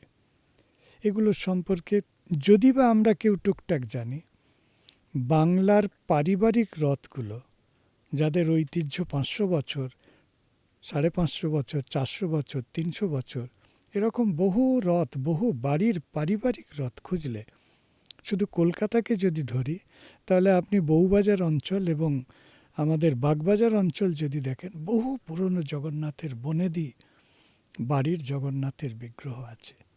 সে সম্পর্কে আমরা জানি না। বাংলায় জগন্নাথ সংস্কৃতি টিকে আছে, বেঁচে আছে, এই যে ধারা, এই ধারা বেঁচে আছে তো পারিবারিক জগন্নাথ সেবা পূজার উপরে। আপনি যদি রথের দিন বউবাজারে যান, ছোট ছোট বাচ্চা, হ্যাঁ, নান্নি মুন্নিরা ছোট্ট ছোট্ট রথ বের করে, এই যে একটা একটা ছবি, সাংস্কৃতিক ছবি, এটা খুব কম জায়গাতে দেখা যায়। এটা বাংলার নিজস্ব সংস্কৃতি, মাইক্রো লেভেলে এবং আমাদের এটা বহু বছর ধরে হয়ে বহু আসছে। কয়েকশো বছর ধরে হয়ে আসছে। অন্তত আমি 1971 সাল থেকে দেখেছি। আমি ওই রথযাত্রার সময় আমাদের ওই জায়গাটা বলুন, ইন্টালি মার্কেটের কাছে পাখির বাজার, অনেক কিছু বাজার বসতো। আমার খুব পাখির শখ ছিল তখন। আমি ওই পাখির বাজারে দেখতে যেতাম। বাড়িতে কিনে পুষতে দিত না, কী করে খাওয়াবি, কী যত্ন নিবি না নিবি ইত্যাদি, কিন্তু পাখির বাজারে যেতাম। হ্যাঁ, তখন থেকে ছোট ছোট রথ কিন্তু বাচ্চারা তারা চালাতো। এই যে একটা মাইক্রো লেভেল থেকে রথযাত্রার এইটা ব্যাপার, পুরী একটা বিরাট রথযাত্রায় সবার অংশগ্রহণ। কিন্তু বাংলায় এলে আপনি দেখতে পারবেন ছোট ছোট হাজার হাজার রথ। মানে আমরা তো ছোটবেলায় রথ টেনেছি, ছোট ছোট হ্যাঁ, কাঠের রথ ছিল টেনেছি আমাদের সময়, এখন টেনেছি টেনেছি বিভিন্ন টেনেছি হয়তো টেনেছি থার্মোকল দিয়ে তৈরি হয়। হেসে যা দিয়েই তৈরি হোক, রথ রথ মানে রথ যাত্রাকে কেন্দ্র করে একটা ইমোশন কাজ করছে। এবং রথের মেলা, এই হ্যাঁ, কনসেপ্টটা বহু প্রাচীন। এই ছবিটা আমরা কোথায় পাবো? এই ছবিটা সব জায়গায় পাবো না। এটা বাঙালির নিজস্ব সাংস্কৃতিক গৌরব। পরিবারে পরিবারে জগন্নাথের রথযাত্রা হয়, জগন্নাথের স্নান যাত্রা হয়, এই বিষয়গুলো রয়েছে। বাংলা নিয়ে কথা বলছি, আপনি রিসার্চের কাজে তো দেশের বাইরেও বহু জায়গায় জগন্নাথকে পেয়েছেন, সেটা নিয়ে আমাদের যদি একটু বলেন। প্রথম যখন বাংলা নিয়ে কাজ করা শুরু করব, একটু প্রেক্ষাপট বলি। একবার উৎকল বিশ্ববিদ্যালয়ের ওড়িয়া ডিপার্টমেন্টে একটি রিফ্রেশার কোর্স হলো, 2006 সালের কথা। তা আমাকে বলল, আপনি আসবেন এবং আমাদের এখানকার ওড়িশার যারা জগন্নাথ গবেষক আছেন তাদের সামনে আপনি একটু কথা বলবেন। তা আমি প্রথমে ভাবলাম যে কি, ওড়িশার জগন্নাথ গবেষকদের সামনে আমি গিয়ে কি বলবো, কি বলবো ওদের ওখানে? নেপোলিয়ানকে কখনো ওয়াটারলুতে যেতে নেই। প্রথমে বললাম না না, আমি যাব না, আমি ওখানে কি বলবো, এত সব ওড়িশার গবেষকদের কাছে আমি কি মায়ের কাছে গিয়ে মাসির গল্প বলবো। প্রফেসর সুরেন্দ্রনাথ দাস ছিলেন, পরবর্তীকালে যিনি আমার ডিলিটের গাইড ছিলেন। তিনি বললেন যে, আরে মকবুল, তমে থরে আস, হ্যাঁ, তুমি অন্তত এসো একবার, কি বলবে না বলবে পরের কথা। না, আমি গেলাম, গিয়ে তাদের সঙ্গে ইন্টারাকশন হলো। আমি একটা জিনিস বুঝলাম যে বাংলার জগন্নাথ নিয়ে কাজ খুব কম হয়েছে। ওড়িশার মানুষ ওড়িশার জগন্নাথ নিয়ে প্রাণপাত করেছে, বাংলার জগন্নাথ নিয়ে বাংলার লোক সেইভাবে কাজ করেনি। বাংলার জগন্নাথ নিয়ে করেনি, জগন্নাথ নিয়ে করেনি বলছি না, যারা লিখেছেন অতীতে পুরীর জগন্নাথ নিয়ে লিখেছেন। আমার মাহেশের কি হবে, আমার দক্ষিণ 24 পরগনার বনেদি পরিবারের জগন্নাথের কি হবে, আমার বাঁকুড়ার জগন্নাথের কি হবে,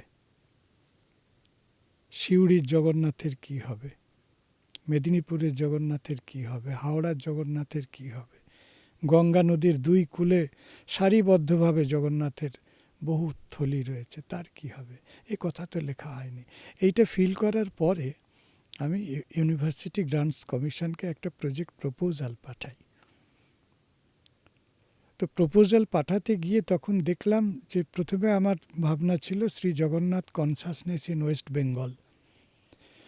তারপরে মনে হলো দেশটা ভাগ হয়েছে, কিন্তু সাংস্কৃতিকভাবে বাংলা, জগন্নাথের বাংলা তো ওদেশেও আছে, প্রতিবেশী রাষ্ট্রেও রয়েছে।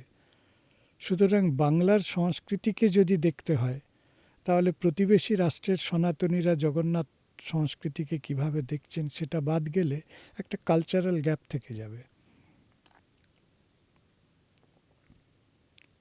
এটা করার পরে আমি ভাবলাম যে আমাদের সঙ্গে নেপালের সম্পর্ক খুব ওতপ্রোতভাবে জড়িত, এবং স্কন্দপুরাণের পুঁথি কিন্তু নেপাল থেকে পাওয়া গিয়েছিল। যেখান থেকে চর্যাপদ পাওয়া গিয়েছিল সেখান থেকে স্কন্দপুরাণের পুঁথিও পাওয়া গিয়েছিল। সেটাও করেছিলেন হরপ্রসাদ শাস্ত্রী, আবিষ্কার করেছিলেন।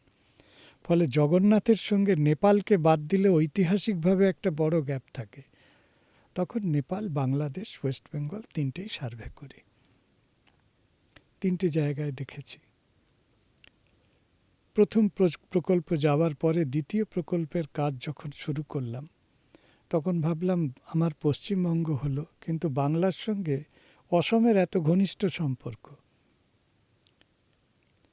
প্রচুর বাঙালিও আছে অসমে, আর প্রচুর বাঙালি রয়েছে ত্রিপুরায়।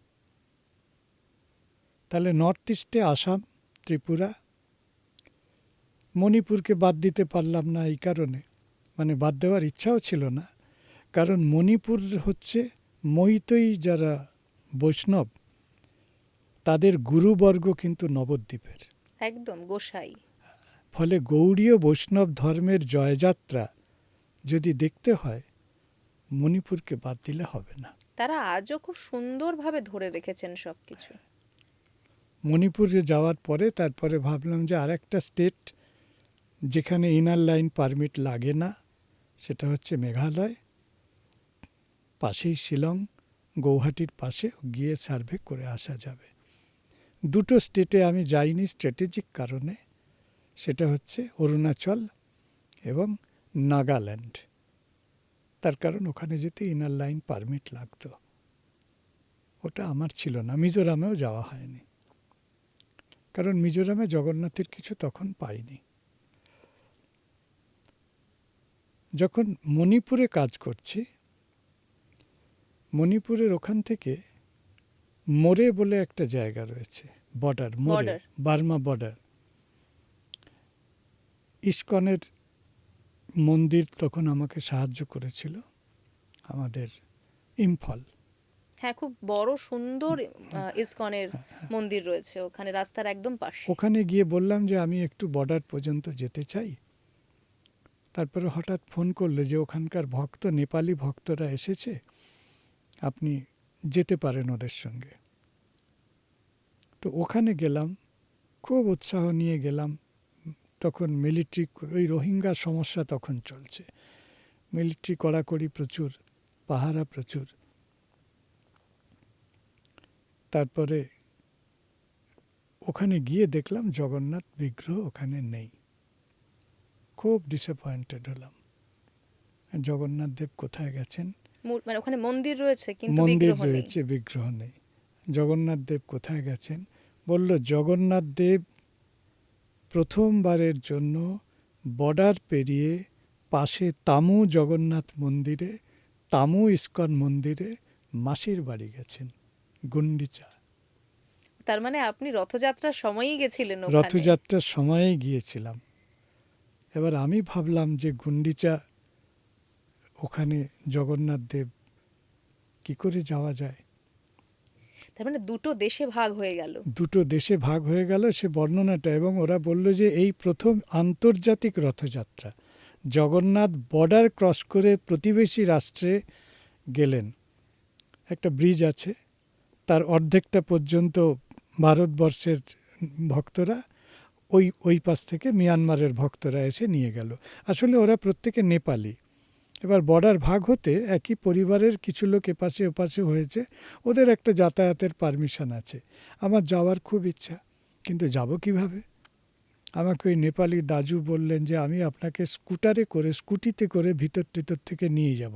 আমি বলি না বাবা, ওইভাবে যেতে পারবো না, ওইভাবে যাওয়া আমার পক্ষে উচিত হবে না। আমি সরকারি এসেছি, সরকারি কাজে এসেছি, আর ওদেশে গিয়ে যদি দেখা যায় যে কোনো বৈধ কাগজপত্র ছাড়া ওদেশে গিয়েছি, আর তার উপরে যদি শোনে নাম শেখ আর ইসলাম, তাহলে তো আর রক্ষা নেই। কেমন? ভাবলাম এইভাবে যাওয়াটা আমার পক্ষে উচিত হবে না। তো আমি ওদের যে বর্ডার ছিল, সেই বর্ডারে গিয়ে ওদের যারা আধিকারিক ছিল তাদের সঙ্গে কথা বললাম যে আমি এই রকম ব্যাপার, আমি যেতে চাই, কোনো রকম কোনো পারমিশন আপনারা আমাকে বৈধ দিতে পারবেন কিনা, অফিসিয়াল। আমার কাছে এই মুহূর্তে পাসপোর্ট নেই, নিয়ে যায়নি, ভাবিও নি যে ওইটা যাব। তখন ওরা বললো যে একটা পারমিশন আপনাকে দিতে পারি, সেটা হচ্ছে আপনার কাছে যদি ভোটার কার্ড থাকে, আপনি ভোটার কার্ড জমা রেখে ওই দেশে যাবেন, ঠিক ৮ ঘন্টা পরে, 8 আওয়ার্সের পরে আপনি গেট থেকে বার হয়ে আসবেন।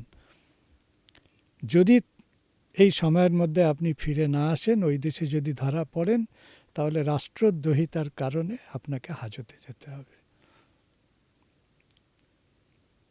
ঠিক আছে, কতক্ষণ লাগবে যেতে আসতে? ও বলল ওখান থেকে 20 মিনিট লাগবে, আপনার এত টেনশনের কারণ নেই।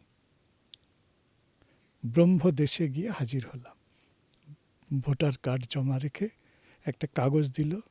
সেই কাগজটা বললে এই কাগজটা একদম হারাবেন না, আপনি কিন্তু পরিচয় ছাড়া মানুষ কাগজ হারিয়ে গেলে। ওখানে গেলাম, জগন্নাথের কাজ করলাম, মিয়ানমারের ভক্তদের সঙ্গে কথা হলো। ওখানে জগন্নাথ দেবের যা যা গোটা মিয়ানমারে যত জায়গায় জগন্নাথের পুজো হয়, খোঁজ খবর করলেন। ইয়াঙ্গুন, মিতচেনা, হ্যাঁ, সব জায়গার খবরাখবর নিয়ে, মোটামুটি ইতিহাস বিভিন্ন জায়গা থেকে এসেছিল, সেগুলো নিয়ে টিয়ে আবার ঘন্টা 4 পরে দেশে ফিরলাম। মনে হলো হ্যাঁ, নিজের দেশে ফিরলাম। ওই যে একটা শান্তি। হ্যাঁ, মানে এইটা বর্ডার, অন্য একটা কোনো দেশ থেকে যখন ফিরে আসা হয়, তখন মনে হয় যে হ্যাঁ, এইটা নিজের দেশে পা রাখছি। হ্যাঁ, তখন কার্ডটা ফেরত দিয়ে দিল আমাদের। মিয়ানমার দেখলাম। আচ্ছা, ঘুরেছি আমি শ্রীলঙ্কা, কলম্বো, জাফনা জগন্নাথ দেবের বিগ্রহ আছে, যেহেতু ইসকনের ভক্তরা করেছে, তো এটা ওড়িশা ঘরানার বিগ্রহ। তার মানে আপনি যখন দেশের বাইরে গেছেন, আমরা যেরকম ধরুন থাইল্যান্ডে যদি যাই, রামের চেহারা পাল্টে যায়, জগন্নাথের চেহারা সব জায়গায় একই রকম। জগন্নাথের চেহারা সব জায়গায় একই রকম এই কারণে, কারণ বেশিরভাগ ক্ষেত্রে ইসকন যে যে জায়গায় জগন্নাথ প্রতিষ্ঠা করেছে, তারা প্রত্যেকে ওড়িশি ঘরানার জগন্নাথ ওড়িশা থেকে নিয়ে গেছেন। ফলে যার জন্য জগন্নাথের চেহারা ওড়িশার মতো। যে সমস্ত জায়গায় জগন্নাথ ইন্ডিজেনাস, মানে ইন্ডিজেনাস ওখানকার যারা তক্ষণ শিল্পী তারা বানিয়েছে, তাদের জগন্নাথের চেহারা সামান্য একটু অদল বদল। কিন্তু আমরা যেরকম রামের ক্ষেত্রে, সীতার ক্ষেত্রে, লক্ষণের ক্ষেত্রে থাইল্যান্ডে তাদের ওই রকম একটা থাই সিয়ামিজ এথনিক ফিচারগুলো স্পষ্ট হতে দেখি, সেইটা কিন্তু ওখানে জগন্নাথে পাওয়া যায় না। মানে সুবর্ণভূমি এয়ারপোর্টেও কিন্তু আপনি দেখবেন যে ওরা যে হ্যাঁ, হ্যাঁ, ওই সমুদ্র মন্থন হচ্ছে, সেখানেও সবার চেহারা একদম আলাদা। সবার চেহারা একদম আলাদা। ওই যে ওদের যে এথনিক যে মানে অ্যানথ্রোপোমেট্রিক যে মেজারমেন্টগুলো, সেইগুলো ওইভাবে তারা নাক, মুখ, চোখ, কান ওই রকমভাবে, ওই ভঙ্গি, নাচের মুদ্রাগুলো ওই রকম কস্টিউম, ওই রকম পোশাক করে।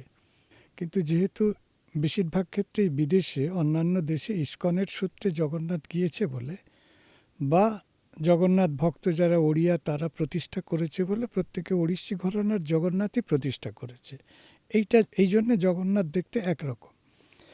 কিন্তু আইকনোগ্রাফিক ভ্যারিয়েশনটা আমরা পাই ত্রিপুরাতে, পাই মণিপুরে, পাই বাংলাদেশে, পাই আমাদের পশ্চিমবঙ্গে। মানে মাহেশের জগন্নাথের সঙ্গে মেদিনীপুরের বহু জগন্নাথ কিন্তু হুবহু একরকম নয়। রথেরও ভ্যারিয়েশন, আপনি গুপ্তিপাড়ার রথ আর মাহেশের রথ একরকম না, চোখে দেখা ফর্মটা আলাদা। ইসকনের রথ ফোল্ডিং রথ একটা। আপনি মণিপুরের রথ যদি দেখেন, হ্যাঁ, গোবিন্দজি মন্দিরে, সে সাদা কাপড় দিয়ে একেবারে ভিন্ন রকমের রথ। প্রত্যেক ক্ষেত্রেই কিন্তু ইন্ডিজেনাস। আবার নেপালে ধরুন জগন্নাথের মাথায় দাজু পাগড়ি লাগানো আছে। দাজু পাগড়ি তাদের এথনিক মার্কার, পাগড়ি একটা এর নেপালিদের সেরকম পাগড়ি দেওয়া রয়েছে। এক একজন জগন্নাথকে এক এক রকমভাবে সাজিয়েছেন, এক এক রকমভাবে জগন্নাথকে তার মানে কি বলবো ভিজুয়াল লুকআপ তৈরি করেছেন। আপনি ইন্দোনেশিয়ায় গিয়ে কি দেখলেন? ইন্দোনেশিয়াতে যেটা দেখলাম, আমি আগে একটু থাইল্যান্ড আর মালয়েশিয়ার কথা বলে নিই। থাইল্যান্ডের কথা বললাম। মালয়েশিয়াতে যেটা হয়েছে, মালয়েশিয়াতে কুয়ালালামপুর থেকে একটু দূরে জগন্নাথের মন্দির আছে। ওখানে ইসকনের ভক্তরা জগন্নাথকে প্রতিষ্ঠা করেছে। ফলে ওখানে আমরা দেখি ওড়িশি ঘরানার জগন্নাথ। ইন্দোনেশিয়ার বিষয়টা আলাদা। জগন্নাথ ক্ষেত্র, জগন্নাথ মন্দির সবই আছে, কিন্তু মূর্তি নেই, শূন্য। তখন মনে হয়, মানে স্ট্রাইক করে মনে, যে অচ্যুতানন্দ দাস তিনি শূন্য সংহিতা লিখেছিলেন, জগন্নাথ শূন্য পুরুষ, নিরাকার পুরুষ, ওঙ্কার পুরুষ, নিরাকার ব্রহ্ম। নিরাকার ব্রহ্ম, ওঙ্কার ব্রহ্ম। ফলে সেই নিরাকারের যে আসন, নিরাকার জগন্নাথের আসন, ওখানে পাতা রয়েছে। এছাড়া কিছু ট্র্যাডিশনাল জগন্নাথ মন্দিরও আছে, কিন্তু ইন্দোনেশিয়ান জগন্নাথ মন্দির যদি বলেন, তাহলে ওখানে মন্দির আছে, একটা আর্কিটেকচারাল একটা আছে, কিন্তু একটা আর্কিটেকচার আছে, আসন আছে জগন্নাথের, কিন্তু জগন্নাথ নিরাকার রূপে অবস্থান করছেন। নতুন একদম কনসেপ্ট। একদম নতুন কনসেপ্ট।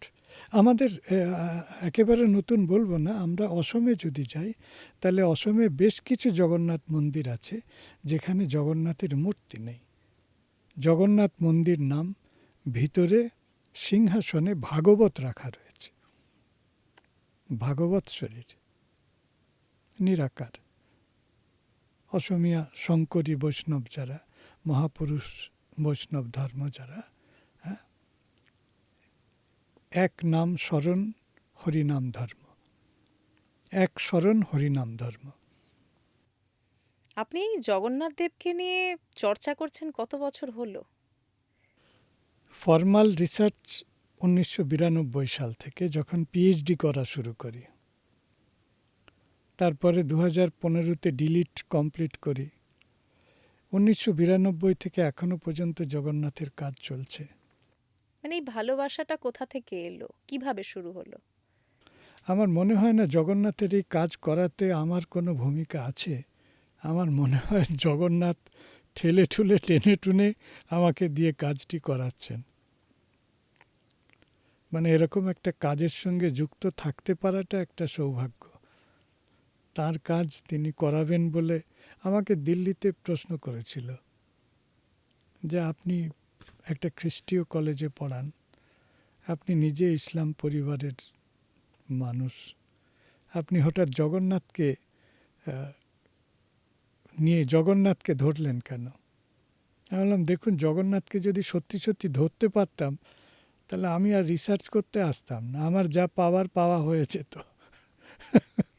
আমি যদি সত্যি জগন্নাথকে ধরে ফেলতে পারতাম, তাহলে আমার জীবনের সবথেকে বড় প্রাপ্তিই ঘটে যেত, রিসার্চের আর প্রয়োজন হতো না। আসলে তিনি আমাকে ধরে রেখেছেন তার কাজ করানোর জন্য। সেই জন্যে করছি। সব জায়গায় সব মানুষের অকুণ্ঠ সহযোগিতা পেয়েছি, উৎসাহ পেয়েছি। মানুষ সাহায্য করেছে, বাংলাদেশে বলুন, নেপালে বলুন, আসামে বলুন, যে প্রান্তে গিয়েছি তারা বলেছে, বাহ, আপনি তাহলে তো আপনাকে আরও আমাদের সাহায্য করাই দরকার। কিন্তু আপনার কোথাও না কোথাও তো জগন্নাথ দেবের সঙ্গে পরিচয় হয়, একটা সেটা পরিচয় হয়। কিভাবে? সেই পরিচয়টা আবার 1971 সালে। অতদিন আগে? 4.5 বছর বয়সে আমি গ্রাম থেকে কলকাতায় আসি পড়াশোনার জন্য। কেমন, মানে ছোটবেলায় এরকমই অবস্থা। যারা আমাকে ছোটবেলায় দেখেছে, তাদের বক্তব্য হচ্ছে যে, এ ছেলে বাড়ির থেকে বেশি গাছে থাকে। এই শব্দই যথেষ্ট। আর আপনি এখন এতটাই শান্ত একজন মানুষ। একে এখানে রাখলে এর পড়াশোনা হবে না, আর এর পাল্লায় যারা থাকবে তাদেরও কারো পড়াশোনা হবে না। আমার দাদা কলকাতায় থাকতেন, তিনি বললেন, ওকে কলকাতায় নিয়ে যায়, সেন্ট পল স্কুলে ভর্তি করে দেব, ওখানে পড়াশোনা করবে। ওখানে কলকাতায় গেলে এই ছেলে পথে এসে যাবে। তো গ্রাম ছেড়ে কলকাতায় এলাম, সেটা অন্য কথা। আমার পাশের বাড়িতে ছিলেন উৎকলীয় বৈষ্ণব জগন্নাথের পরম ভক্ত দোলগোবিন্দ মহান্তি, ওড়িশার কটকের চাঁদপুর গ্রামের বাসী। আমি তাদের বাড়ি পরবর্তীকালে গিয়েছি। তার বাড়িতে জগন্নাথের বিগ্রহ ছিল। সেই বিগ্রহ দেখার পরে আমি বাবা না সন্ধ্যাবেলা নামাজ পড়তেন, একটা বেল গাছ ছিল, বেলতলায় সুন্দর হাওয়া দিত। তিনি নামাজ পড়ার পরে আমি বসে আছি, বাবা বললেন, কিরে বাবা কিছু বলবি? আমি বললাম, দোলগোবিন্দ অজার ঘরে আমি দেখলাম একটি ঠাকুর। কি ঠাকুর? বললেন, ইনি জগন্নাথ, ইনি বিষ্ণু, ওড়িশার দেবতা। এই তিনটি বাক্য, ইনি জগন্নাথ, ইনি বিষ্ণু, ইনি ওড়িশার দেবতা। 4.5 বছর বয়সে আমার শুধু জগন্নাথ, বিষ্ণু আর ওড়িশা, এই তিনটে শব্দ ছাড়া আর কিছু জানারও বয়স নয়, বোঝারও বয়স নয়। পরবর্তীকালে যখন এবার এই জগন্নাথকে দেখে দেখে দেখে দেখে বড় হওয়া, প্রতিদিন দেখে দেখে বড় হওয়া, হ্যাঁ, এই যে আপনার এখানে বসে সারাক্ষণ ধরে ধরুন আপনার সঙ্গে কথা বলছি, পাশে একটা বুদ্ধ মূর্তি রয়েছে, এইটা দেখে অ্যাকাস্টামড হয়ে গেছি। হঠাৎ যদি এটা চোখের সামনে থেকে সরে যায়, একটা কোথাও মনে হবে খালি কিছু একটা হলো। সেই রকম আর কি। আমি যখন শিফট করলাম 1996 সালে হাওড়া শহরে, তখন চোখের সামনে আর প্রতিদিন সেই প্রতিদিনের দেখা জগন্নাথ আর নেই। পুরী গেলাম, জগন্নাথ বিগ্রহ নিয়ে এলাম চোখের সামনে। মানে বলছি আর কি, মানে যাকে বলে চোখে দেখা সম্পর্ক, আবার চোখে হারানো। হ্যাঁ, আবার চোখ থেকে হারানো। তারপরে জগন্নাথ বিগ্রহ, একটি একক জগন্নাথ বিগ্রহ নিয়ে এসেছিলাম। তারপরে আমাদের দেশীয় বিশ্বকর্মা দারুতক্ষণ শিল্পী দিয়ে বাংলা ঘরানার জগন্নাথ তৈরি করে বাড়িতে সেই জগন্নাথ সেবিত হন। আপনি দুটো ধারাই মেনে চলেন।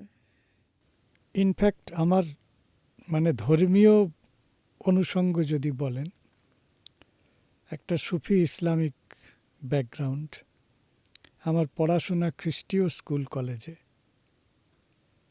আমার গ্রামে একটা বৈষ্ণব বাতাবরণ ছিল। সংস্কৃত কলেজিয়েট স্কুলে 2 বছর পড়েছি, সেখানে নৈষ্ঠিক মানুষজনদের সাক্ষাৎ পেয়েছি।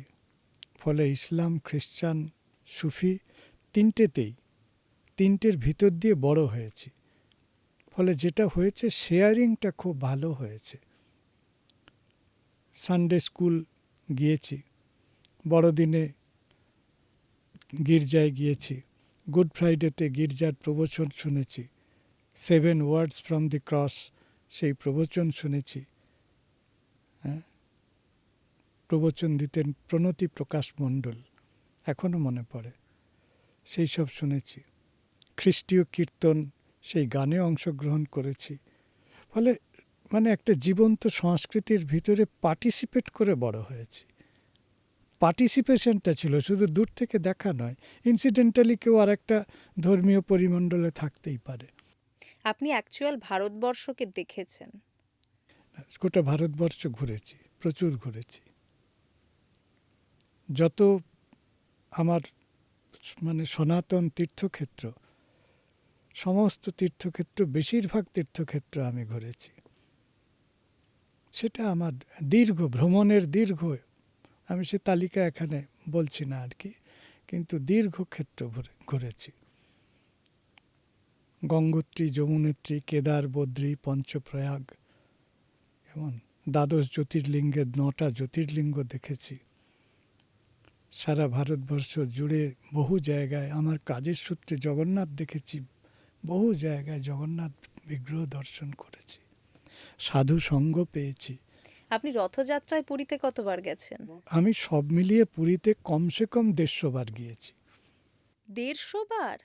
150 বার আমার কাজের সূত্রে, রিসার্চের সূত্রে, বিশেষ করে যখন আমি রিসার্চ শুরু করলাম, বাংলা ওড়িয়া কালচারাল রিলেশনের উপরে ডিলিট যখন শুরু করলাম, তখন নানান কাজে পুরীতে, ধরুন রঘুনন্দন লাইব্রেরি, পুরীর যারা গবেষক আছেন তাদের সঙ্গে ইন্টারাকশানের জন্যে, বিভিন্ন আমন্ত্রণে, বিভিন্ন কলেজের আমন্ত্রণে, পুরী মন্দিরের জগন্নাথ পঞ্চরাত্রের আমন্ত্রণে নানান কাজে পুরী বহুবার গিয়েছি, ভুবনেশ্বর গিয়েছি, মনে হলো একবার টুক করে গিয়ে পুরী ঘুরে আসি। একটা ভুবনেশ্বর থেকে একটা গাড়ি এনেছি, নিয়ে পুরী পরিক্রমা করে আবার চলে গিয়েছি। মানে এরকম বহুবার গিয়েছি। এই যে শ্রীক্ষেত্র, তার প্রতি টানটা মনে হয় অসম্ভব মানুষের। সবার, সেটা শুধু আমার না, সবার। এই রথযাত্রা এলে আপনার মনে হোক আর না হোক, অন্তত মনে হবে যে একবার পুরী যেতে পারলে ভালো হতো। হেন মানুষ নেই যারা একবার পুরী ঘুরে এসেছেন এইটা তাদের মনে হয় না। অন্তত গেলে খুব ভালো হয়, এই কথাটা তো মনে হবেই হবে। বাঙালি তো বাহানা খোঁজে কিভাবে পুরীতে যাওয়া যাবে। একদম। এই যে আমরা পুরী নিয়ে কথা বলছি, নীলাচল নিয়ে কথা বলছি, খানিকক্ষণ আগে আপনি বললেন যে পুরী বিমলা ক্ষেত্র। আমরা কিন্তু পুরীর আশেপাশে যদি দেখি, ওড়িশায় যাজপুর যদি দেখি, ভুবনেশ্বর যদি দেখি, সেই সমস্ত জায়গাতেও বহু প্রাচীন মন্দির বহু রয়েছে। প্রাচীন মন্দির আছে। এবং আমরা পুরীটাকে যতটা গুরুত্ব দিই, আমরা এই সমস্ত জায়গার কথা কিন্তু খুব একটা জানিই না, কিন্তু সবটাই কিন্তু লিঙ্কড। একদম। উড়িষ্যা একটা এমন দেশ যার চারিদিকে প্রত্যেকটা কর্নারে বহু প্রাচীন ঐতিহ্যের শাক্ত, শৈব, বৈষ্ণব, অলেখপন্থী, নিরাকারপন্থী, শূন্যবাদী বহু রকমের সেক্ট, বহু রকমের ডিনোমিনেশন ছড়িয়ে রয়েছে। তাদের মধ্যে জগন্নাথ সংস্কৃতি একটা খুব প্রিডমিনেটিং কালচার হয়ে উঠেছে। সেটা এক জগন্নাথের ভক্ত, দুই যারা মানে একই সঙ্গে ট্রাভেলার এবং জগন্নাথ লাভার, এই দুটোর একটা সমাপতন ঘটেছে। মানে পুরী গিয়েছে, জগন্নাথ দর্শন করেছে, সেই সঙ্গে ঘুরে খাজা গজা, ছানা পোড়া এই সমস্ত খেয়েটে যে যার মতো পছন্দের খাবার করে একদিন পুরী সমুদ্র টমুদ্র দেখে একটা মানে নেচারে রিফ্রেশমেন্ট, জগন্নাথ দেখে স্পিরিচুয়াল রিফ্রেশমেন্ট। একদম তাই। আর আপনি এমন একটা টপিক তুলে দিলেন যেটা নিয়ে একটু আলোচনা না করলেই নয়। এই যে জগন্নাথ দেবের ভোগ, এটা তো একটা ভীষণ বড় ব্যাপার। বিরাট ব্যাপার, বিরাট ব্যাপার। জগন্নাথের ভোগ দেখুন, জগন্নাথের রান্না হয় হোমানলে, কাঠের জালে রান্না হয় না। জগন্নাথ সংস্কৃতির তাত্ত্বিক লোকেদের যদি জিজ্ঞেস করবেন, হোমানলে রান্না হয়। তার মানে যজ্ঞের আগুনে রান্না হয়। যজ্ঞের আগুনে রান্না হয়। রান্না করেন স্বয়ং লক্ষ্মী দেবী, তারই তো ক্ষেত্র। তারই তো ক্ষেত্র। রান্না করেন স্বয়ং লক্ষ্মী দেবী। সেই রন্ধন একেবারে শুদ্ধ নিরামিষ, শুদ্ধ দেশজ তার প্রক্রিয়া, তার মেটেরিয়াল দেশজ, যে প্রক্রিয়াতে রান্না হবে সেটাও দেশজ, ইন্ডিজেনাস নলেজ। জগন্নাথ নাকি আলু টমেটো এগুলো খান না। জগন্নাথ সংস্কৃতিতে যে যে বস্তু, যে যে বিষয়গুলি বহিরাগত, বহিরাগত মানে সবসময় বিদেশ হতে হবে না, মানে আমাদের দেশে ফলে, কিন্তু জগন্নাথ সংস্কৃতির পরিমণ্ডলে যা বহিরাগত, ওই শ্রীক্ষেত্রের মধ্যে হ্যাঁ, ফলছে না। সেটা জগন্নাথ গ্রহণ করেন না। একদম স্বাস্থ্যসম্মত খাবার গ্রহণ করেন, যাকে বলে ইকো ফ্রেন্ডলি। হ্যাঁ, এখন অনেক সব ইংরেজি শব্দ বেরিয়েছে। জগন্নাথ অস্বাস্থ্যকর কিছু খান না, তেল খান না, ঘি খান, চিনি খান না, গুড় খান, বয়েলড খান।